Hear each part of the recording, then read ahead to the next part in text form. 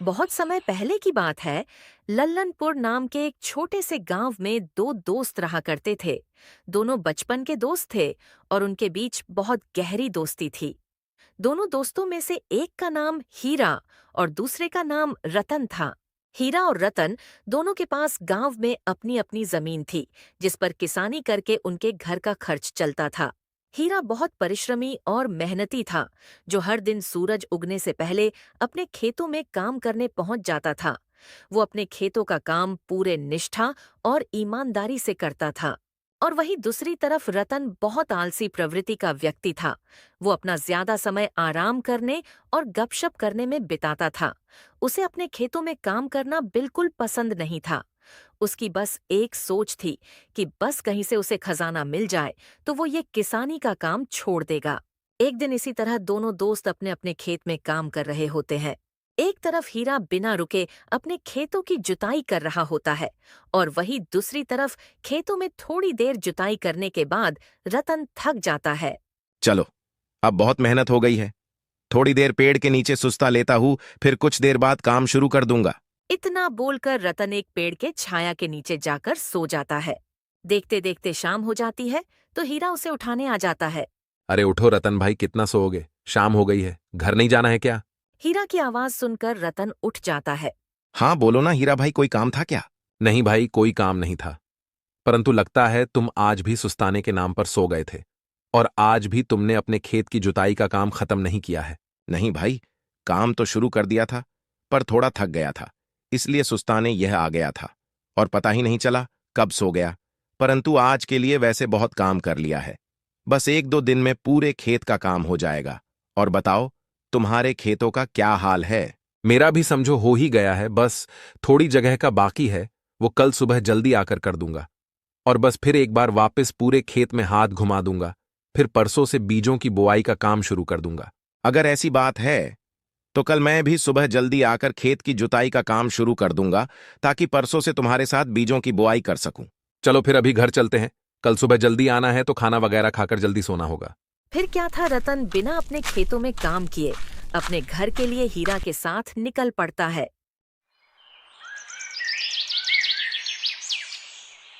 अगली सुबह हीरा जल्दी उठ जाता है और अपने खेत पर जाने से पहले अपनी पत्नी को आवाज लगाने लगता है। सीमा, जरा यहां आना तो। हीरा की आवाज सुनकर सीमा वहां आ जाती है। हाँ बोलिए, आपने मुझे बुलाया क्या? हाँ भाग्यवान, मैं खेतों पर जा रहा हूँ। और हाँ, आज शायद मुझे थोड़ा ज्यादा समय लग सकता है घर आने में। क्यों जी? खेतों की जुताई का अभी ज्यादा काम बचा है क्या? नहीं सीमा, खेतों की जुताई का काम लगभग हो ही गया है, पर आज एक बार अपने पूरे खेत में कुदाल का हल्का हाथ घुमाना है। पर वो काम तो आपका जल्दी हो जाएगा ना। फिर क्यों देर होगी आपको आज? हाँ, वो काम तो जल्दी हो जाएगा, पर मुझे लगता है मुझे आज रतन भाई के साथ मिलकर उनके भी खेत की जुताई का काम करने में उनकी मदद करनी पड़ेगी। क्यों जी, उनका अभी ज्यादा काम बाकी है क्या? हाँ सीमा, तुम तो जानती हो ना रतन भाई को, उनका अभी आधे खेत का काम भी नहीं हुआ है। और मैं कल से बीजों की बुआई का काम शुरू करने वाला हूं, तो मैं आज उनकी मदद कर दूंगा, ताकि कल हम दोनों एक साथ में बीजों की बुआई कर सके। ठीक है, तो आप बस कुछ देर रुकिए, मैं आपके खाने का डिब्बा लेकर आती हूँ। ठीक है सीमा, पर थोड़ा जल्दी करना। सीमा हीरा के लिए खाने का डिब्बा लेने रसोई घर में चली जाती है और हीरा उसका वहीं इंतजार कर रहा होता है। कुछ देर में सीमा उसके खाने का डिब्बा लेकर आती है। चलो सीमा, तो मैं चलता हूं, तुम अपना और बच्चों का ध्यान रखना। फिर क्या था, हीरा अपने खाने का डिब्बा लेकर अपने खेत की तरफ चल पड़ता है। यहाँ हीरा अपने खेत पर काम करने सुबह जल्दी निकल जाता है और वहाँ दूसरी तरफ जिसके खेत का काम ज्यादा बचा है वो अभी तक सो रहा होता है। जब रतन अपने पलंग पर सो रहा होता है तभी उसे उठाने उसकी पत्नी मीरा आती है। अजी सुनते हो? खेत पर नहीं जाना है क्या? सूरज सर पर आ गया है। उठना नहीं है क्या? आपके खेतों का इतना सारा काम बचा है और आप अब तक सो रहे हो। मीरा की आवाज सुनकर रतन उठकर बैठ जाता है। अरे क्या हो गया भाग्यवान, इतना जल्दी क्यों उठा रही हो? क्या कहा आपने जल्दी? कुछ ही देर में दोपहर हो जाएगी। आज शायद आपको खेत पर नहीं जाना है। लगता है आपके खेतों की जुताई पूरी हो गई है, तभी इतने आराम से उठ रहे हो। खेत कहाँ भाग कर जाने वाले हैं? और काम की चिंता तुम क्यों कर रही हो? आज नहीं तो कल में हो ही जाएगा। सुनिए जी, आप अपना काम समय पर कर लीजिए। इतना आलस मत कीजिए, वरना एक दिन आपको बहुत पछताना पड़ेगा। अच्छा ठीक है बाबा, जाता हूँ खेत पर, पर एक काम करो, अब जब दोपहर होने ही वाला है तो तुम खाना लगा दो। मैं खाना खाकर ही जाता हूँ खेत पर अब। ठीक है, आप नहा धोकर रसोई घर में आ जाइए। फिर कुछ समय में रतन नहा धोकर रसोई घर में पहुंच जाता है। मीरा, आज खाने में क्या बनाया है तुमने? खाने में खाली दाल चावल बना है। क्यों, कोई सब्जी नहीं बनी क्या आज? नहीं जी, वो राशन में केवल दाल चावल ही बचे हैं और मेरे पास ज्यादा पैसे भी नहीं थे। अब तो आपके नए फसल के आने की देरी है, तो जरा जल्दी जल्दी खेतों का काम कीजिए। हाँ मीरा, मैं जितनी जल्दी हो सके खेतों का काम खत्म करता हूँ। पर तुम एक काम करो, हो सके तो थोड़ा दाल चावल एक डिब्बे में बांध कर दे देना। आज शायद ज्यादा काम करूँ तो और भूख लग सकती है। ठीक है, मैं आपके लिए दाल चावल एक डिब्बे में बांध कर दे देती हूँ। रतन फिर आराम से खाना खाने लगता है। चलो मीरा, तो मैं चलता हूँ, तुम अपना ध्यान रखना। रतन दोपहर का खाना खाकर अपने खेत के लिए निकल पड़ता है। हीरा अपने खेत की जुताई में लगा होता है। तभी थोड़ी देर बाद रतन भी अपने खेत में पहुंचकर जुताई का काम शुरू कर देता है। कुछ देर बाद हीरा दोपहर का खाना खाने एक पेड़ के नीचे जाकर बैठता है। हीरा जैसे ही खाना खाने बैठता है तभी वहां एक साधु बाबा आते हैं। बेटा, कुछ खाने को हो तो खिला दो, बहुत भूख लगी है। बाबा, मेरे पास ज्यादा कुछ तो नहीं, बस रोटी और गुड़ है। अगर आपको मंजूर हो तो लीजिए, खा लीजिए। हाँ बेटा, मुझे तो चलेगा, पर अगर मैं तुम्हारा खाना खा लूंगा तो तुम क्या खाओगे? बाबा, आप मेरी चिंता मत कीजिए, मेरा क्या है, मैं तो घर पर जाकर खा लूंगा। रतन भी हीरा को साधु बाबा के साथ बात करते देख लेता है और उनसे मिलने चला आता है। नमस्ते बाबा, मेरे पास भी दाल चावल है, लीजिए थोड़ा खा लीजिए। बेटा, पर मैं अगर तुम दोनों का खाना खा लूंगा तो तुम दोनों क्या खाओगे? बाबा, आप खा लीजिए, हमारा क्या है, हम थोड़ी देर बाद घर पहुंचकर खा लेंगे। फिर साधु बाबा दोनों के डिब्बे में से खाना निकालकर खाने लगते हैं। तुम दोनों का बहुत धन्यवाद बच्चों, तुम दोनों की वजह से आज बहुत दिनों बाद मैंने भर पेट खाना खाया है। बाबा, इसमें क्या धन्यवाद करना, अगर हमारी वजह से आप खुश हुए तो ये तो हमारे लिए सौभाग्य की बात है। बेटा, मैं तुम दोनों को कुछ देना चाहता हूँ। साधु बाबा दोनों जान को एक एक पोटली देते हैं। पोटली देखकर हीरा बाबा से पूछता है। बाबा, इस पोटली में क्या है?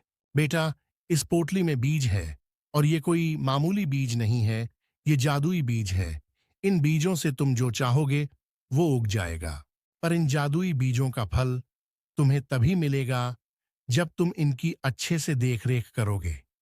हाँ, और एक बात याद रखना, जो भी उगाना चाहते हो सोच समझकर उगाना, और इसका असली जादू तो तुम्हें तुम्हारी पहली फसल के बाद पता चलेगा। साधु बाबा की ये बात सुनकर रतन तो मन ही मन खुश होने लगता है। अब मजा आएगा, इन जादुई बीजों से मैं ऐसी चीजें उगाऊंगा जिनकी वजह से मुझे दोबारा किसानी करने की जरूरत ही नहीं पड़ेगी।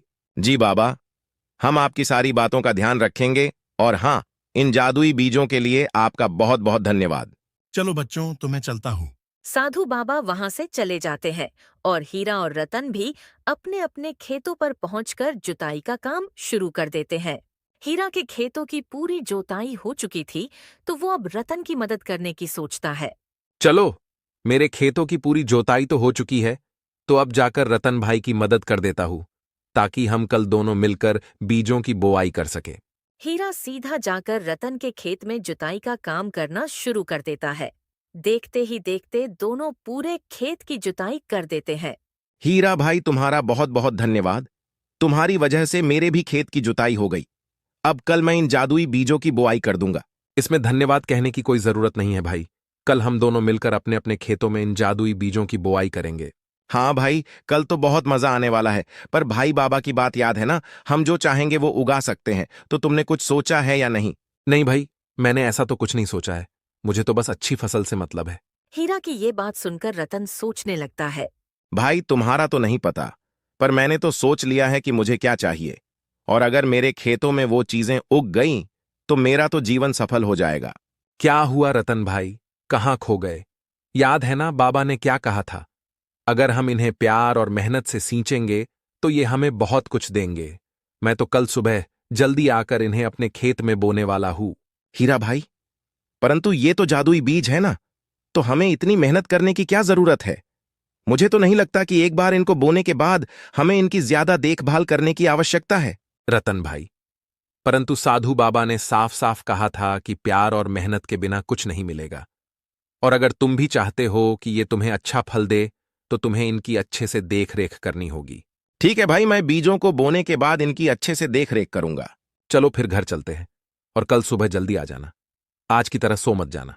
फिर क्या था, दोनों वहां से अपने अपने घरों के लिए निकल पड़ते हैं।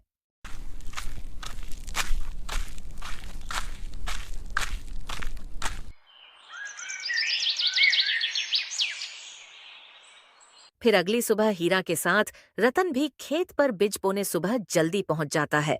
दोनों फटाफट से अपने अपने खेत में जादुई बीजों की बुआई कर देते हैं। चलो रतन भाई, बीजों की बुआई तो हो गई। अब बाबा के बातों का मान रखकर हमें अपने खेत का ध्यान रखना होगा। कल सबसे पहले हमें अपने अपने खेतों में पानी डालना होगा ताकि फसल अच्छी हो सके। तो आज की तरह कल भी सुबह जल्दी आ जाना। ठीक है भाई, कल मैं सुबह आकर अपने खेत में पानी डाल दूंगा। फिर क्या था, जादुई बीजों की बुआई के बाद दोनों अपने अपने घर चले जाते हैं। अगली सुबह हीरा आकर अपने पूरे खेत में पानी डालने लगता है, पर रतन अपने घर के बिस्तर पर आराम फरमा रहा होता है। रतन को सोते देख उसकी पत्नी उसे उठाने चली आती है। उठिए जी, आज तो आपको खेत में पानी डालने जाना था ना। मीरा की आवाज सुनकर रतन उठ जाता है। क्या हुआ मीरा, आज क्यों उठा रही हो? अब तो मैंने खेतों में बीजों की बुआई भी कर दी है। आपने बीजों की बुआई तो कर दी है, पर आप आज खेत में पानी डालने जाने वाले थे ना। नहीं मीरा, इस बार मुझे पानी डालने की जरूरत नहीं है, क्योंकि इस बार मैंने और हीरा भाई ने अपने अपने खेतों में जादुई बीजों की बुआई की है। क्या कहा जादुई बीज? मैं कुछ समझी नहीं। फिर क्या था, रतन मीरा को साधु बाबा वाली पूरी कहानी सुना देता है, जिसे सुनकर वो भी चौंक जाती है। ये तो बहुत अद्भुत है कि आप लोगों को जादुई बीज मिले हैं, पर फिर तो आपको बाबा के कहे हिसाब से अपने खेत का और ध्यान रखना होगा। क्या बात कर रही हो मीरा? अगर जादुई बीजों का भी ध्यान रखना पड़ जाए तो किस काम के वो जादुई बीज? रतन की ऐसी बातें सुनकर मीरा उसे किसी भी तरह खेतों में पानी डालने मना लेती है और उसे भी खेत में पानी डालने भेज देती है। मीरा के इतना समझाने के बाद आखिरकार रतन अपने खेत में पानी डालने लगता है। हर रोज हीरा अपने खेत की जांच करने सुबह सुबह पहुंच जाता था और अपने खेत की बहुत अच्छी तरह से देखभाल करता था। और वहीं दूसरी तरफ रतन अपने आलसपन के चक्कर में अपने खेत को देखने तक नहीं जाता था। मीरा रतन को बहुत समझाती थी, पर उसे जादुई बीजों पर इतना भरोसा था कि उसने साधु बाबा के कहीं हर बात को अनदेखा कर दिया था। फिर कुछ दिनों बाद हीरा जब अपने खेत का जायजा लेने पहुंचता है तो देखता है उसका पूरा खेत फसल से भर चुका था। ये देखकर तो वो बहुत खुश हो जाता है। ये क्या, ये फसल तो समय से पहले ही उगाई है। लगता है ये सब जादुई फसल का कमाल है। हीरा फटाफट से पूरे खेत की फसल को काट लेता है। चलो, इस बार जादुई बीजों की वजह से फसल कुछ ज्यादा ही जल्दी हो गई है, तो एक काम करूंगा, कल फिर आकर पूरे खेत की जोताई कर दूंगा ताकि नई फसल की बुआई कर सकूं। पूरे गांव में हीरा की फसल सबसे पहले उग गई थी, और जिस वजह से हीरा के खेत में जिस तरह फसल इतनी जल्दी तैयार हो गई थी, उसी तरह ये बात भी पूरे गांव फैल जाती है। फैलते फैलते ये बात रतन को भी पता चल जाती है। रतन को पता चलते ही रतन भी अपना खेत देखने पहुंच जाता है और अपने खेत को देखकर वो चौंक जाता है। ये क्या, मेरे खेत में तो अब तक कुछ भी नहीं आया है। लगता उस साधु बाबा ने मेरे साथ धोखा किया है। इसी बारे में बात करने वो हीरा के घर की तरफ चला जाता है। रतन जब हीरा से मिलने उसके घर की तरफ जा रहा होता है, तभी वो हीरा के खेत के पास से गुजरता है, जो उसके खेत से थोड़ी ही दूरी पर था, और वो हीरा के खेत में लहराते फसल को देखकर चौंक जाता है। सही कह रहे थे गांव वाले, हीरा भाई का खेत तो पूरा हरे हरे फसल से भर चुका है।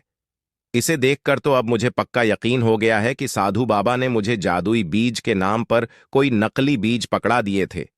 चलो एक बार हीरा भाई से इस बारे में बात करके आता हूँ। रतन फिर वहां से हीरा के घर की तरफ निकल पड़ता है, पर चलते चलते रास्ते में ही उसे हीरा मिल जाता है। रतन देखता है कि हीरा अपने साथ कुदाल लेकर जा रहा है। क्या हुआ हीरा भाई, फसल कटाई का सामान छोड़कर तुम खेत जोताई का सामान लेकर कहाँ जा रहे हो? भाई, मैं तो अपने खेत की फिर से जोताई करने जा रहा हूँ। रतन को इस बारे में नहीं पता था कि हीरा पहले ही अपनी फसल काट कर ले जा चुका है। भाई, पर पहले तुम्हें अपने खेत में उगे फसल को काटना होगा, उसके बाद ही तो तुम अपने खेत की फिर से जोताई कर पाओगे। रतन की ये बात हीरा को कुछ नहीं समझ आती है। क्या कहा रतन भाई? फसल और वो भी मेरे खेत में?